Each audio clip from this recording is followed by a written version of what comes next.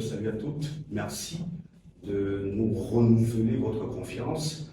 Aujourd'hui, nous recevons le professeur Pampan Robert pour cette autre édition de La Boussole.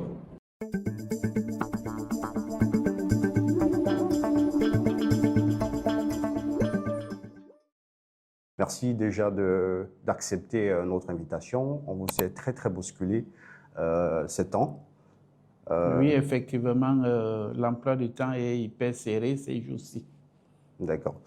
D'entrée de jeu, professeur, permettez-moi de vous adresser mes chaleureuses félicitations. Merci.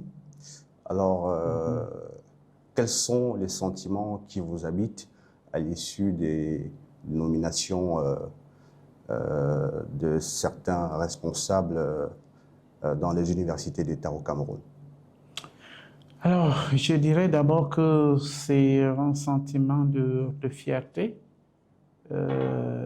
parce que j'ai fait partie des universitaires qui ont bénéficié des dernières nominations du chef de l'État où j'ai été nommé vice-recteur à l'université de Bolova, oui. Après avoir servi pendant 8 années académiques comme doyen de la faculté des lettres et sciences humaines de l'université de Douala.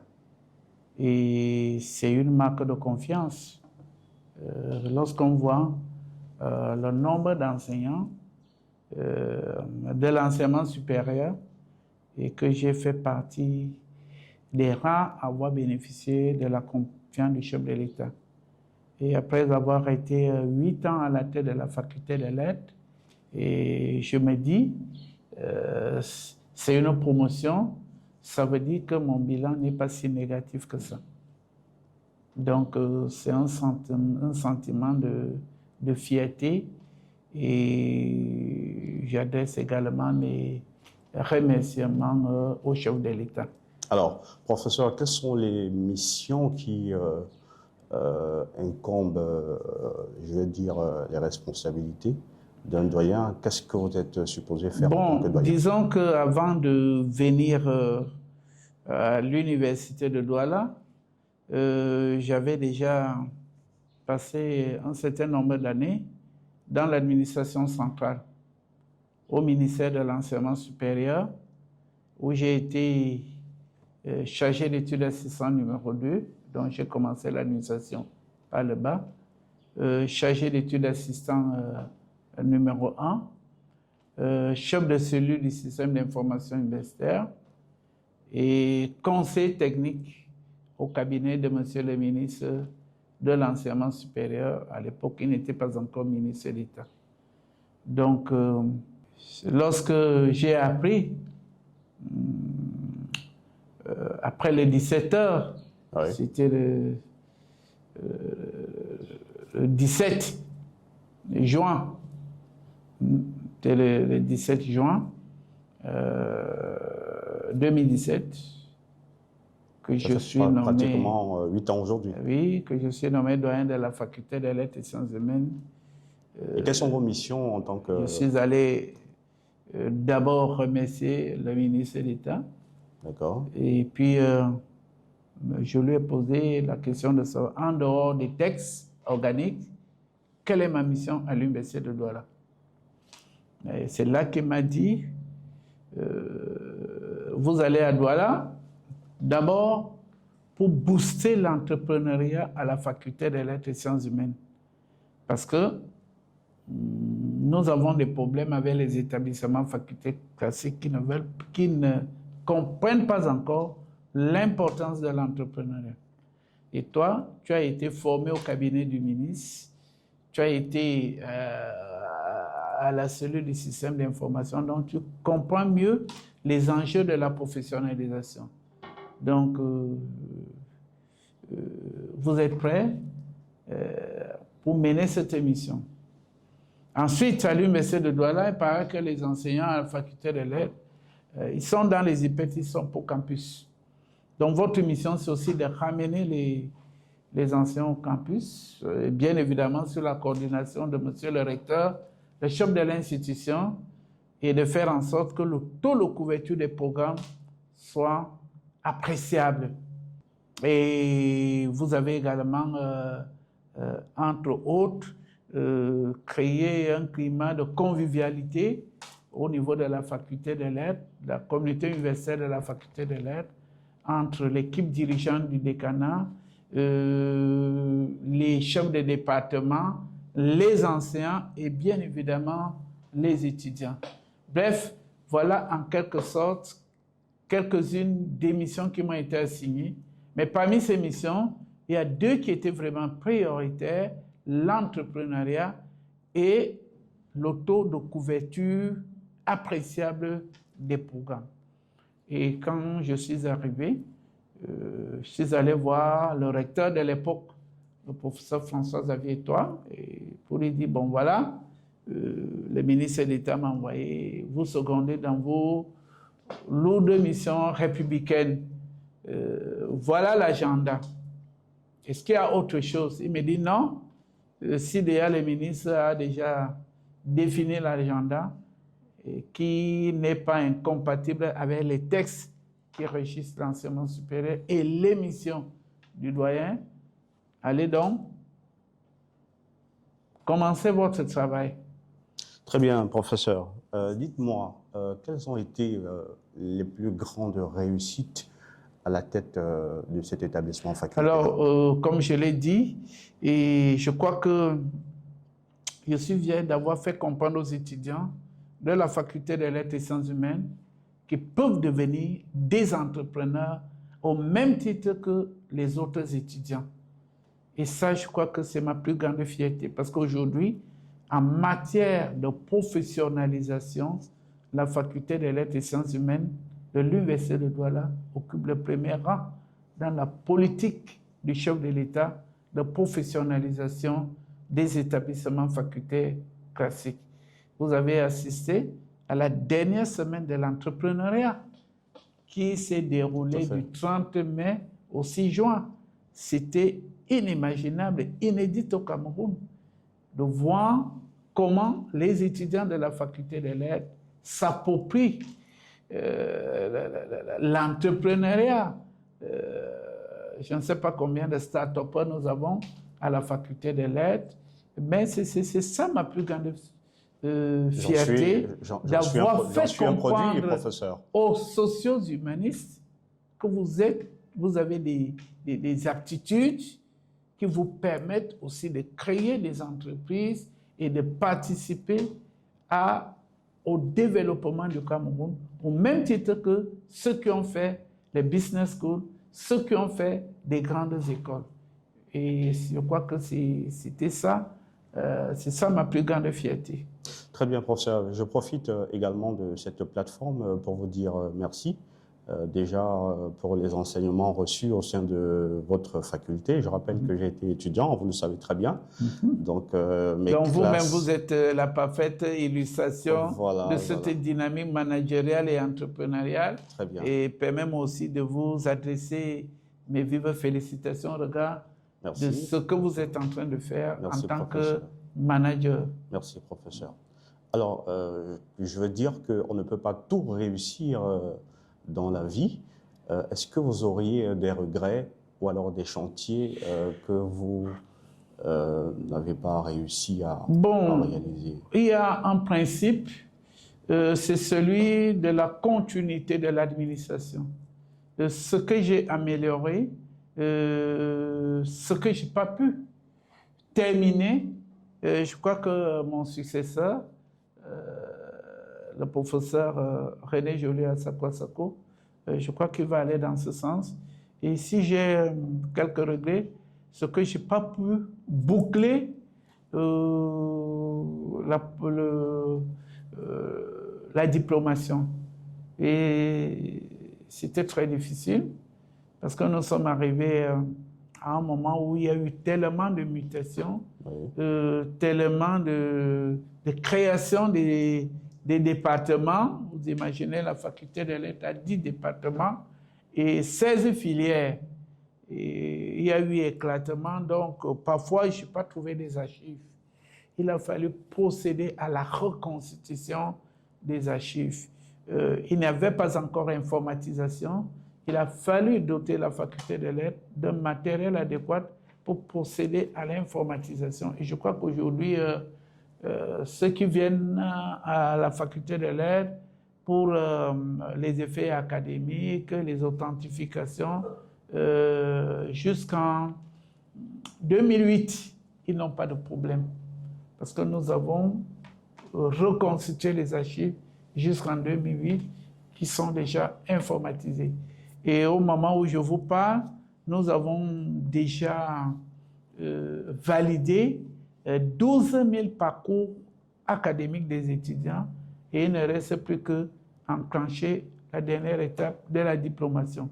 Et nous avons même lancé les opérations pour que cet événement qui doit, puisque ça va continuer sans moi, avoir lieu en janvier 2026, soit vraiment un succès. Parce que nous avons vu les responsables de l'événementiel qui ont décidé de nous accompagner. Donc, j'aurais bien voulu boucler ce processus, mais comme on le dit, c'est les politiciens qui décident. Et je remercie le chef de l'État pour cette nouvelle aventure à l'Université de Bolova. Et ce qui me fait également, ce qui me donne une certaine fierté, c'est la manière dont mes collaborateurs, les étudiants, le personnel administratif, les enseignants ont ressenti mon départ. C'est-à-dire vraiment, quand vous êtes dans un endroit... Quel est l'état d'esprit de vos collaborateurs, je veux dire c'est la désolation, le doyen s'en va, qu'est-ce que nous allons devenir? Mais je leur ai dit, non, ce n'est qu'un...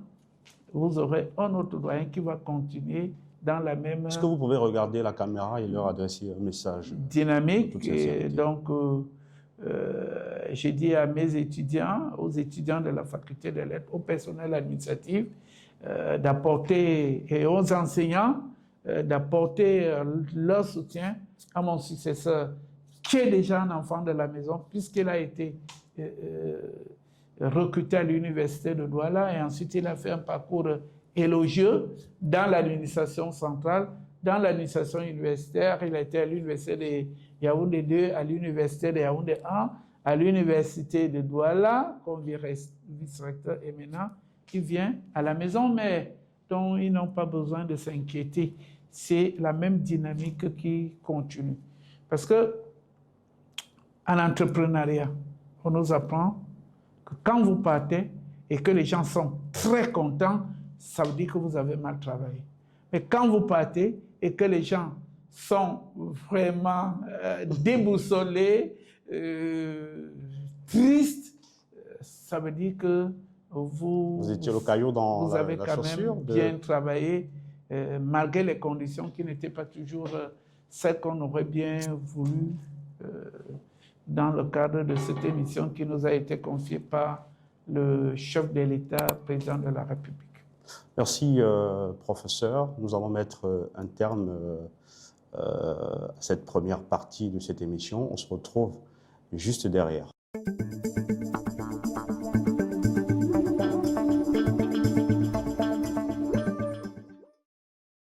Alors, professeur, dites-moi, qu'est-ce qui justifie le fait que certains étudiants passent plusieurs années avant de soutenir leur thèse?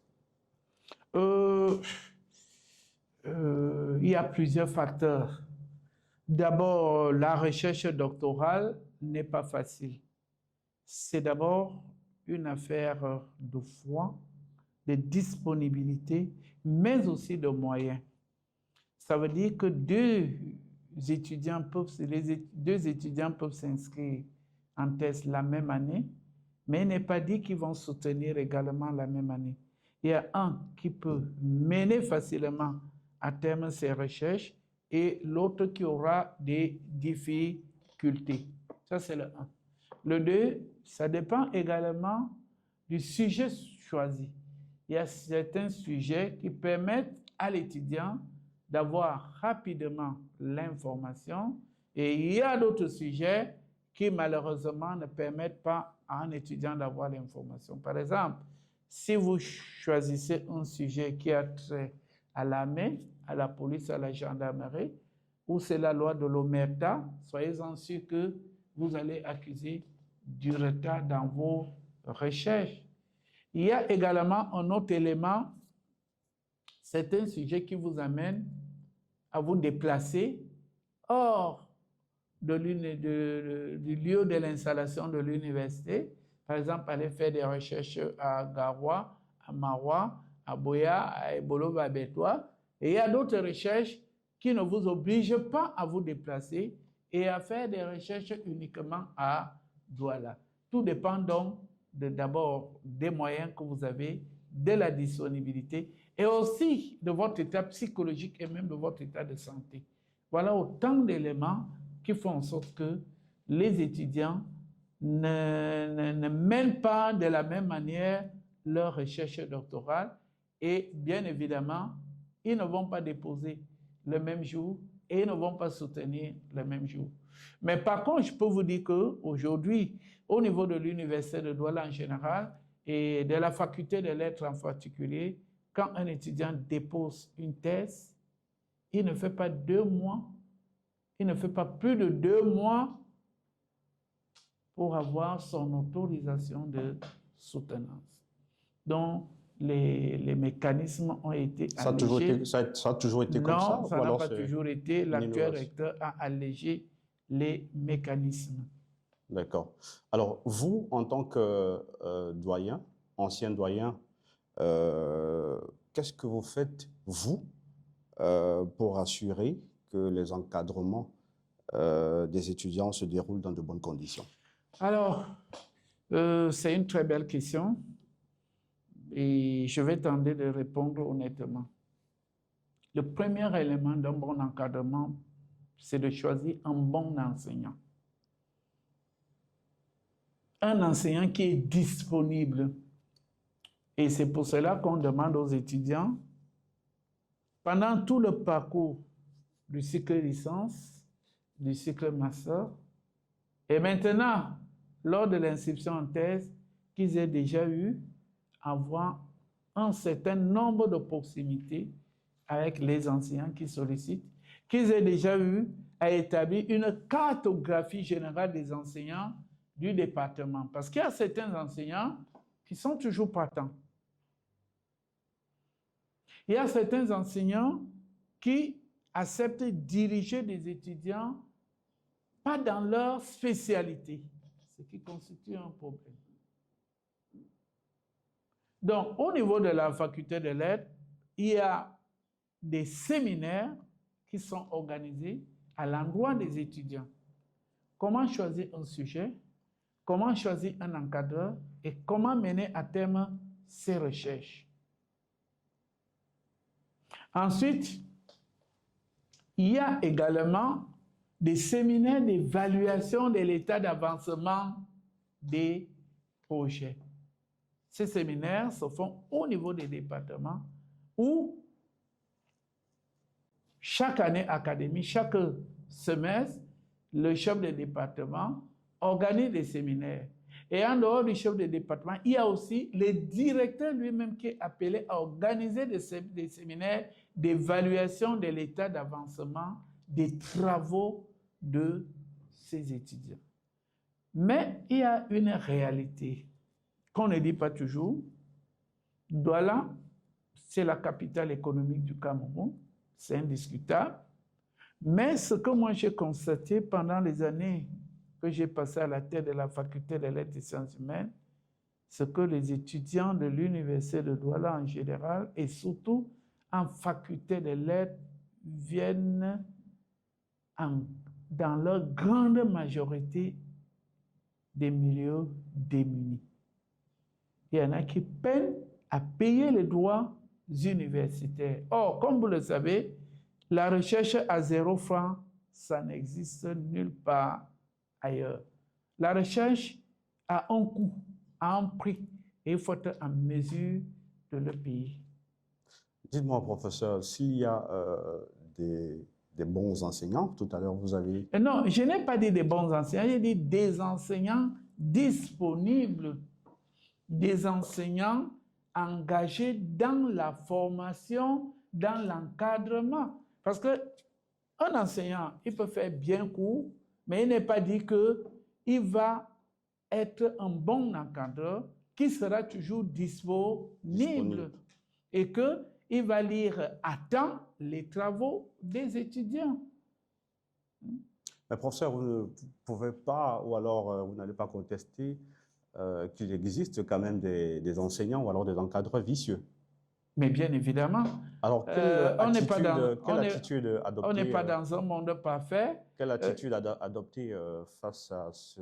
Non, je crois que la faculté de lettres, le système d'enseignement supérieur du Cameroun a prévu des mécanismes pour que l'étudiant ne soit pas l'objet de chantage, ne soit pas victime d'un enseignant qui ne veut pas s'acquitter de ses obligations.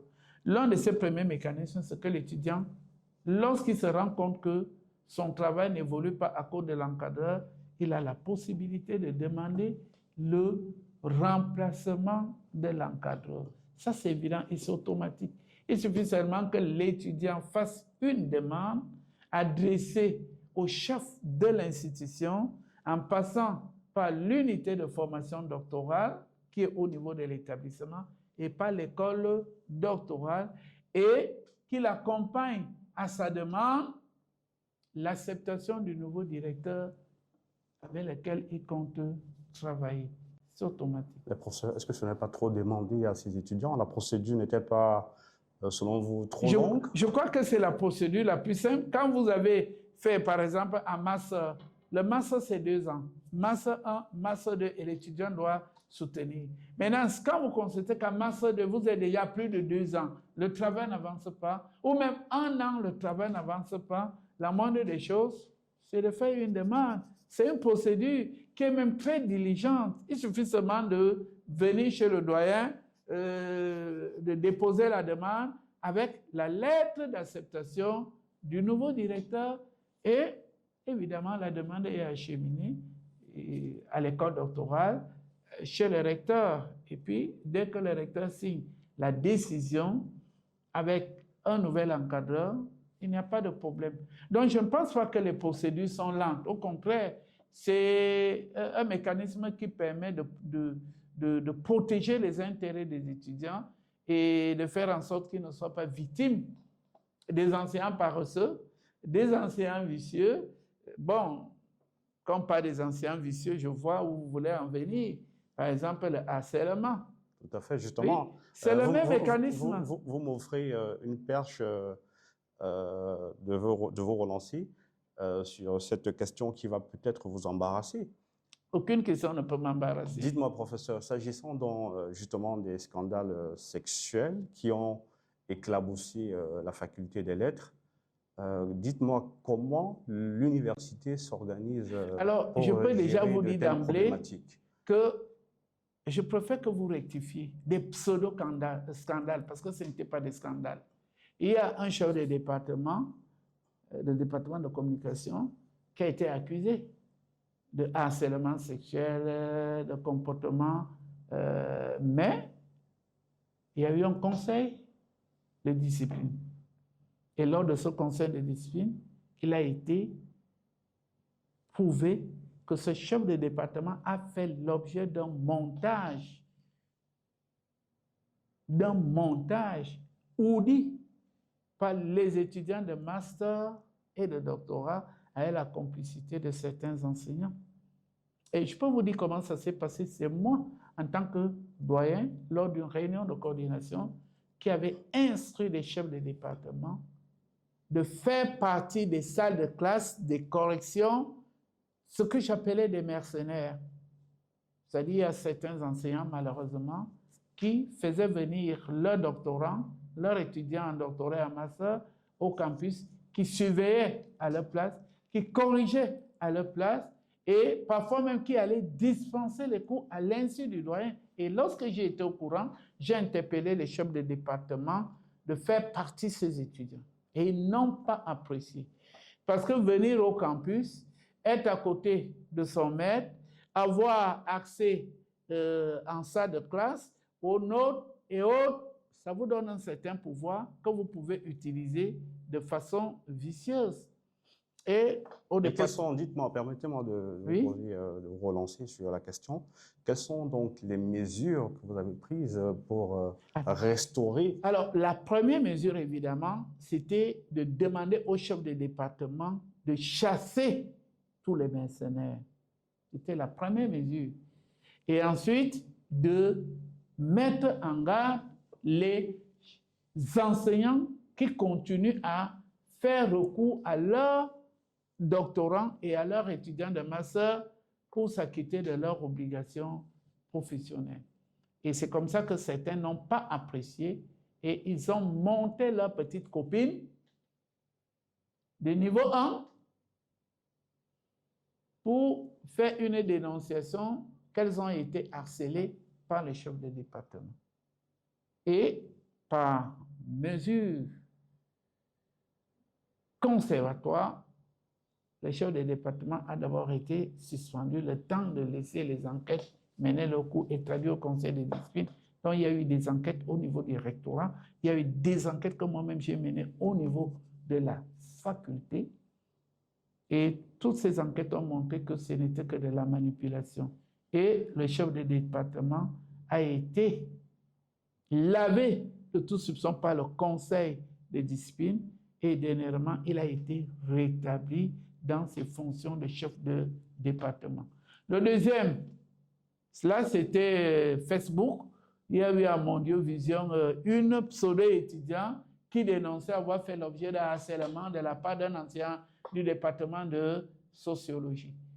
Quand vous êtes de l'enseignement supérieur, quand vous êtes ancien et quand vous lisez cette pseudo-lettre, cette lettre de pseudo-harcèlement, vous vous rendez compte que celui-là n'est pas du métier et que c'était du harcèlement. Et lorsque, bon, je ne sais pas comment vous l'appelez, l'influenceur Zumento, quelque chose comme ça, lorsqu'il a publié sa lettre qui est devenue virale dans les réseaux sociaux, monsieur le recteur m'a interpellé pour mener des enquêtes.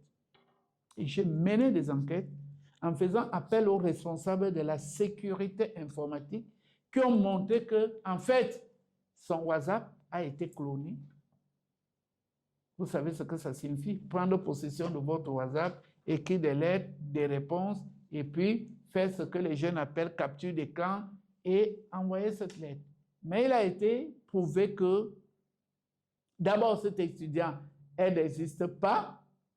Ensuite, c'est quelqu'un malveillant qui est en France et que le problème est venu de la famille pour des questions foncières. Donc, pour ternir l'image de mon jeune collègue, on a procédé. Et de l'institution, de l'université. Et de l'institution, mais heureusement, les enquêtes ont prouvé qu'il était totalement innocent.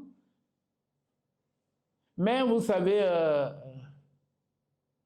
un scandale dans les réseaux on dit sociaux. qu'il n'y a pas de fumée sans feu. Bon, mais je dis les deux cas en question, c'était de la nappe et de la manipulation. Mais maintenant, si c'est pour savoir s'il n'y a pas le harcèlement en faculté des lettres, bon, ça peut arriver, mais je crois que le système éducatif camerounais, le système d'enseignement supérieur a prévu des mécanismes qui permettent de ramener à l'ordre, de sanctionner les enseignants qui se livrent à ces pratiques. D'ailleurs, il y a des enseignants qui ont été sanctionnés, il y a des enseignants qui ont été exclus de l'université. Donc, il y a des mécanismes. Mais vous savez, entre la drague et le harcèlement, il est difficile d'établir la responsabilité. Non, il est difficile la passerelle. Ouais. Et je peux même vous dire aujourd'hui que contrairement à ce que les gens croient, les enseignants qui sont jeunes sont victimes du harcèlement de la part des étudiants, plus que les enseignants. Non, professeur. Ça, je vous le dis. Hein? Ça, je vous le dis. Je suis tous les jours au décanat. Nous avons des jeunes enseignants et des jeunes enseignants Des hommes, très beaux. ou des femmes? Non, moi je dis des enseignants très jeunes, très beaux et pleins d'avenir. Vous pouvez citer un exemple, professeur? Non, je ne peux pas citer. Donnez-moi cette exclusivité. Puisque c'est des cas que je gère tous les jours. Oui. Quand un enseignant vient me dire qu'il est harcelé, je lui dis que bon, on ne peut pas traduire une étudiante pour conseil de discipline parce qu'il a harcelé un enseignant. C'est à toi de lui faire comprendre qu'elle est d'abord là pour ses études et qu'après, vous verrez, puisqu'il y a beaucoup d'enseignants qui ont épousé leurs étudiantes. Vous le savez, non? Bien sûr. Mais alors, c'est pas interdit, professeur. Bon, c'est pas interdit, mais c'est quand même interdit pendant qu'elle est encore à l'école. À l'école, si que les licences, si que master, bon, si que doctorat, c'est autre chose. Donc, tant qu'elle est encore à l'école, si c'est des relations adultes consensuelles, qu'est-ce que l'institution y voit? Puisque ces rapports-là se nouent beaucoup plus au quartier qu'à l'université. Mais quand ça devient vicieux, pressant, c'est là que l'institution, globalement, l'établissement, en particulier, prendront des mesures de coercition. Mais là, il faut également mener des enquêtes. Parce que les cas que vous avez aujourd'hui, vous ne pouvez pas prétendre qu'on vous a harcelé. Vous n'êtes pas capable de sortir les versions audio. Vous n'êtes pas capable de sortir les captures d'écran. Vous n'êtes même pas capable de montrer de dire là où vous vous êtes retrouvé. Et je peux vous dire que pour le cas du chef de département de communication, les 3 étudiants qui accusaient le chef de département de harcèlement n'ont même pas été capables de dire où est le bureau du chef de département. Si on dit que le chef il m'a harcelé au bureau, on dit bon, décrivez-nous le bureau se trouve, vous n'êtes pas capable, ça veut dire que... Mais professeur, est-ce que vous n'êtes pas en train de tenter de laver l'image de votre... Je ne lave pas l'image, je dis je suis le premier quand c'est prouvé de faire le rapport au recteur pour que les sanctions soient prises. Mais je dis les 2 cas, chef de département de communication, enseignant du département de sociologie, mes collègues ont été victimes d'un complot, d'un montage. Merci, professeur. Nous arrivons bientôt au terme de cet entretien. Mais avant, dites-nous, quels sont les défis qui vous attendent du côté de l'université de Bolova? Bon, je vais travailler sur les ordres du recteur. C'est lui le chef de l'institution. En tant que vice-recteur, vous n'avez pas de responsabilité mais bien définie? Évidemment, je serai chargé de la professionnalisation des relations avec le monde professionnel et des TIC. Donc, je crois que mon passage à Douala va beaucoup m'aider à l'université de Bolova. Parce que s'il y a une chose que j'ai fait le mieux, c'est la professionnalisation. À quoi devraient s'attendre les étudiants de cette université? Bon, nous irons travailler, servir la République comme nous l'avons toujours fait. Et ce sera au chef de l'institution de donner les orientations et le cap. Est-ce que vous avez quelque chose à ajouter, professeur? Nous allons mettre finalement un terme à cet entretien. Bon, je crois que nous avons pratiquement tout dit. Et peut-être que dans un an, vous viendrez à Bolova pour voir ce qui a été fait. Dans le cadre de vos projets personnels ou alors... Non, dans le cadre de la mission qui m'a été confiée à Ebolova. Bon, mes projets personnels, je préfère qu'on ne parle en aparté. Ça n'a rien à voir avec le volet social et républicain. En tout cas, ce sera avec beaucoup de plaisir que nous effectuerons le déplacement de ce côté. Vous serez toujours les bienvenus. Ebolova, c'est la capitale de la région du Sud, où on mange le vianga, le mendimazan. Vous connaissez? Non, pas du tout. La tisane des aubergines. C'est votre repas préféré? C'est le repas, c'est fétiche de toute la région. Mais vous ne parlez pas pour les autres, professeur. Si Non, vous c'est aimez- le si vous- label. Moi, si vous bon, raffo- si vous en par raffolez, exemple, c'est pas tout le monde sait qu'au décanat de la faculté des lettres à l'université de Douala, j'avais toujours la tisane de Mendy Maison et mes D'accord. collègues venaient en prendre tous les jours. En tout cas, merci, Ok. merci professeur, Bon, pour c'est cet moi qui vous entretien. remercie et une fois de plus, félicitations. Merci. Et je crois que je vais faire appel aux connaissances Ouais, c'est l'équipe managériales de technique. votre collaborateur.